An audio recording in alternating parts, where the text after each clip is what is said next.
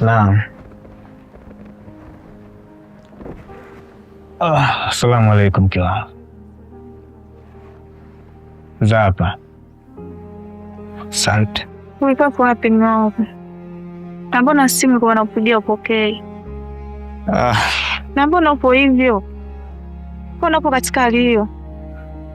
Mke wangu, kama unavyojua mume wako ni mtu wa mihangaiko, na najua kabisa wazi kwamba kula yako kupendeza kwako mke wangu, kila kitu cha nyumbani hapa inabidi nipahudumie. Kwa hiyo nilikuwa katika utafutaji na nashukuru Mwenyezi Mungu angalau kidogo nimejipatia riziki leo huko.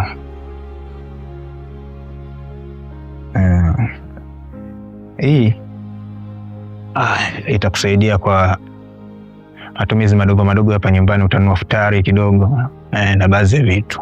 Hizi pesa umepata wapi? Na mbona uliondoka kwa hauna hata hela?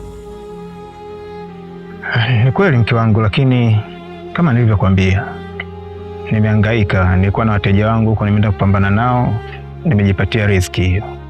Tafadhali naomba uipokee.